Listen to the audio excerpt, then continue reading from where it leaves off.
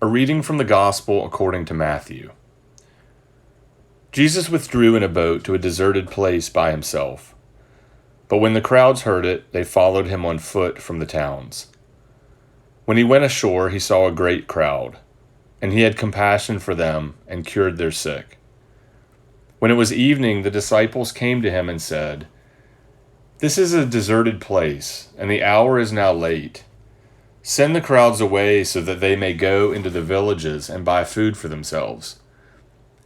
Jesus said to them, "They need not go away. You give them something to eat." They replied, "We have nothing here but 5 loaves and 2 fish." And he said, "Bring them here to me." Then he ordered the crowds to sit down on the grass. Taking the 5 loaves and the 2 fish, he looked up to heaven and blessed and broke the loaves, and gave them to the disciples. And the disciples gave them to the crowds. And all ate and were filled. And they took up what was left over of the broken pieces, 12 baskets full. And those who ate were about 5,000 men, besides women and children. Here ends the reading.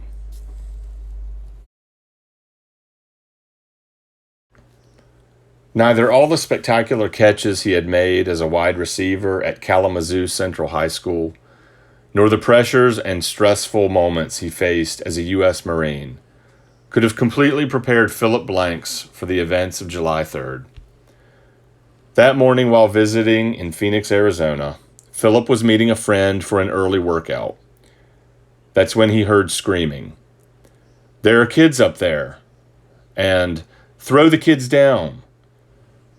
And without hesitation, Blanks raced over to catch a young child as he fell from a 3rd-floor balcony.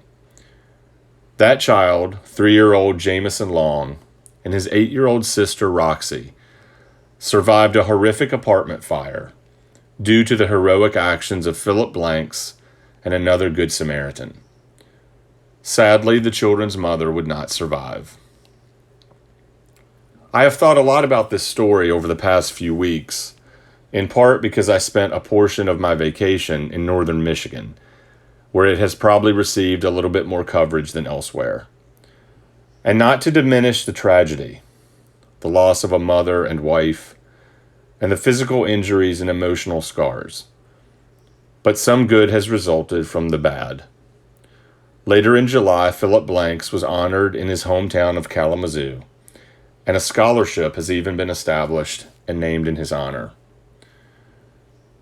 I wonder what I might have done had I been the one who heard the screams at that apartment complex on that morning. Would my instincts and adrenaline have kicked in and caused me to run toward the building? Would I have gotten there in time? Would I have been able to make a diving, life-saving catch of another human being? What if I had tried and failed? Before you think I spent my entire vacation in such deep, introspective thought, let me just say, I did not. I spent time with family in Virginia and Michigan, appropriately distancing and masking, and spent plenty of time floating in the lake and reading and napping in the hammock. Some of you may remember me talking about the need for Sabbath time a few weeks back. I was fortunate to get some needed rest, and for that I am very grateful. I am also very grateful for the lectionary, because today's gospel is one of my favorite readings in the entire Bible. The feeding of the 5,000. It's a classic, right? Jesus wants a little time to himself, but the crowds follow. And of course, he doesn't turn them away. He cures the sick. He shows compassion for them. He ministers to them. And hours later, it's getting late, and out of concern for the crowd and their supper plans, and maybe if the disciples were being honest, they were a little bit tired themselves, those disciples, according to Matthew, say to Jesus, "This is a deserted place, and the hour is now late. Send the crowds away so that they may go into the villages and buy food for themselves." And then we get my favorite line of the entire story, when Jesus says to them, "They need not go away. You give them something to eat. In other words, Jesus says to them, this is not my miracle to perform. This is our miracle to perform. I'm not asking you to be a spectator to this miraculous meal that I'm about to provide. I'm asking you to participate. I'm asking for your help. I think it is easy to read this story as Jesus feeds the 5,000, when in fact, Jesus and the disciples feed the 5,000.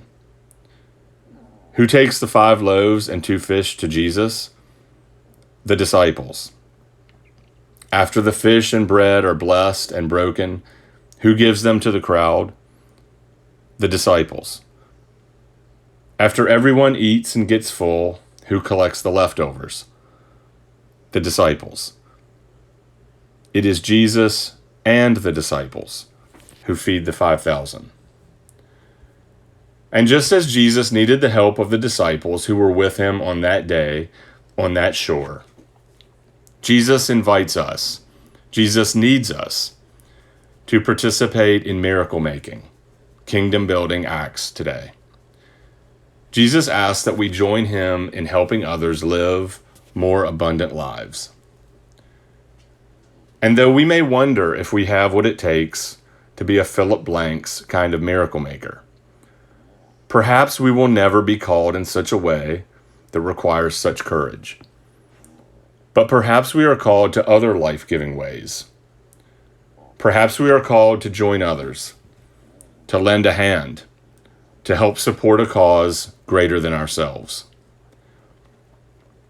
On another July day a couple years ago, Roberta Ursay and her family were spending a fun day at Panama City Beach in Florida. Fun until she realized that she couldn't see her 8 and 11-year-old sons from the shore. Then she spotted them, screaming and crying far out in the water, caught in a rip current. Roberta and her family, including an uncle and Roberta's mother, ran out to rescue them, but they too were overpowered by the current. Now there were 9 people struggling in the water and on the verge of drowning. Police and paramedics arrived and realized they could not swim out, but would need a boat to attempt the rescue. And that was when one of the bystanders, Jessica Simmons, went to work organizing a human chain. Soon 80 people, most of them complete strangers, had joined hands and formed a chain that stretched all the way out to that family struggling in the water and pulled each of them back to the safety of the beach. While I'm grateful for the Philip Blanks of the world, miracle making sometimes, and I believe more often, takes the form of coming together, joining hands, working in solidarity, to accomplish the miracle that we cannot accomplish on our own. When it comes to the dismantling of evils, such as racism, of sexism, of ageism, of discrimination of any and all sorts, when it comes to confronting the difficult things of this world, beautifully represented in this piece of art created by Hannah McCormick and located outside of Church of the Nativity in Water Valley. This is how we can go about it, hand in hand.